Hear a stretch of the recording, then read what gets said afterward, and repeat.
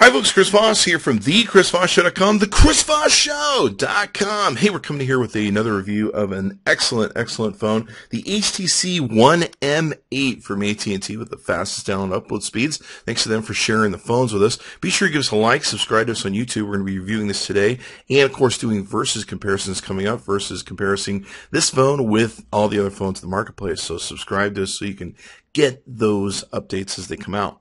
So what we're going to do today is take a look at this. Now, this is a beautiful, gorgeous, extraordinarily well-built phone. It's a very pretty phone. I'm super impressed with it. HTC has done an incredible job, especially at besting the HTC One, which is a very beautiful phone in and of itself. Even the HTC One Mini was a cute little phone. So this is just an awesome, beautiful, well-built phone. From all the different features they put into it, they've added your micro SD expansion memory card to it, which I really like, and it's a beautiful phone. So let's get into some of the details of it. They've added some different features where you can tap the screen to pull it out of standby. That's very cool. And of course, on the front of it, you've got your front-facing speakers, your boom sound that everyone really likes with the HTC One product. I really wish more makers would do this. You got your front-facing camera and microphone, your back button, your home button, and your recent apps button. And it's a capacitive screen button, so yeah, you wouldn't call it really a button, if you will. But with the speakers, of course, you've got the stereo swoop sound, which is really nice that comes out to you. One thing that's really cool is the kind of annoying on the HTC One highlight section. They made it so that, as you see here, it's got the phone and some of the different apps across the front of it, so you don't have to keep swiping back to be able to utilize phone messages, text, internet, camera, or whatever you take and put in that default area. You can see here the settings area where we have all the different things we can take and do in a quick settings format, where we can pull up and switch to the different settings that you want to take and do there. It's got a great UI with the new updated UI that's come out from Sense. It's the Sense 6. And of course, this is running on the Android 4.4. It's got a 5.76-inch screen, 2.7 inch in width, and 0.37 inches in thickness. It comes in at 5.64 ounces and 160 grams. It does not feel like a heavy phone in and of itself. The display is a beautiful 5-inch display, 1080p screen, 440 pixels per inch. Is that awesome or what?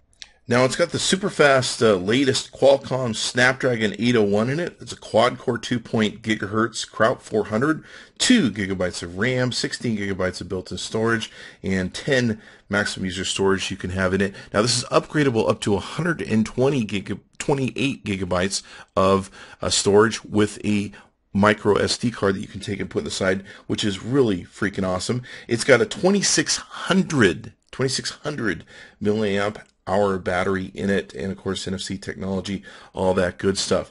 So it's just got all the latest bells, whistles, and just is a beauty all around, especially with this brushed aluminum back.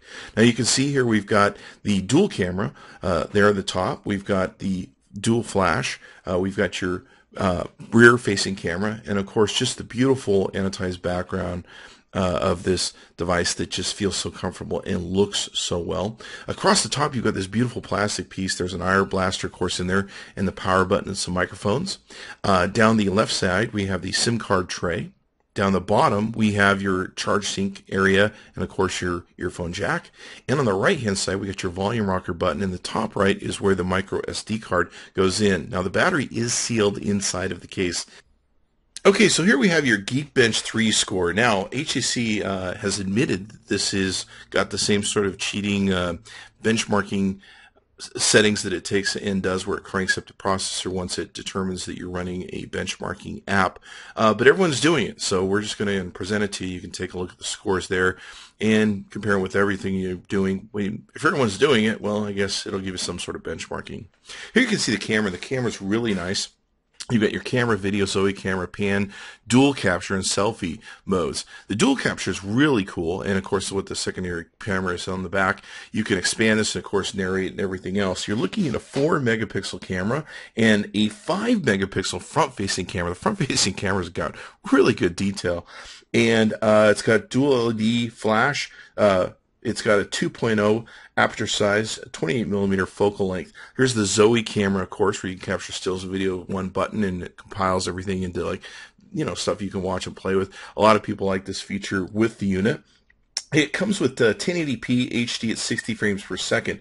Now, one thing that was disappointing to me about this phone, that's a very big disappointment, is that it does not have 4K. You can see here some of the different customizable features that you have normally in just about any Android that you have to play with. But really, this chip is designed, the Qualcomm chips in the 800 series are designed for 4K video. You can do that with the S5, you can do that with the Note 3, and several other competitive phones in the market. So I was very disappointed that you can't do 4K video recording with this. Hopefully maybe there's a software feature that will come out, because the chip is enabled to do as such. It's just a matter of whether the manufacturer wants to take and do it, all that good stuff. So let's take a look at some other features with the camera and how it runs and works. You've got a flip that can flip you from front to back. It's got some nice swipe motion ability there. With the pictures are awesome. Even though it says it's 4 megapixels, the ultra pixel sort of camera that they're using with this, they've really refined it. It just really does take some incredibly beautiful photos, and I'm amazed, both front and back. Geez, wow, it just takes really spectacular stuff. The video is also awesome. This is probably one of the best cameras I've seen on an HTC. I'm super impressed with it. The video is immaculate, just really beautiful, rich, colorful video that comes out of it. I mean, it's just a beautiful camera, and both in photographs and video. I couldn't say enough about it. It's just really beautiful. The only downside, like I mentioned before, is I wish it had 4K recording, as more and more 4Ks TVs will come out in the next year or so. But you can see beautiful shots and images that it takes and gets. With the flash lamp and the ability to shoot in the dark, the HTC M8 is just an awesome product. The flash lamp just lights up a room. In this case, it's a completely dark room that we're lighting up and shooting in. It does a great job with focusing and colors and everything else. Very impressed with the camera overall, but being able to shoot well with video in the dark, and also be able to, with the dual lamp flash, being able to give a great flash to be able to take great pictures in the complete darkness, which I'll show you here in a second there in my bathroom. Just does a really incredible job. Very impressed with the camera.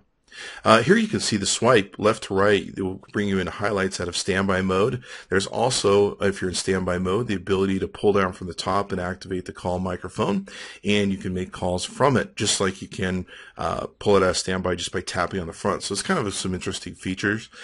Here on the right side, of course, you can see the micro SD card slot. This is pretty amazing and very cool when you consider that you can expand this memory up to 128 gigabytes.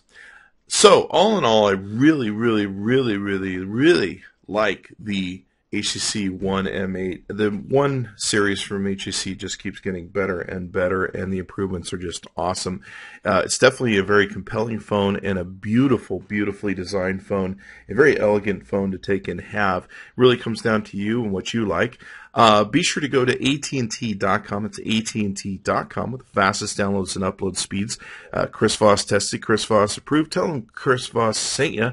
Be sure to give us a like, subscribe to us on YouTube, and watch for the versus comparisons. We're going to be versing this against the Samsung Galaxy S5 and about 25 other phones that are in the market. Be sure to check those out. Thanks for coming by the ChrisVossShow.com. Be sure to check back in often.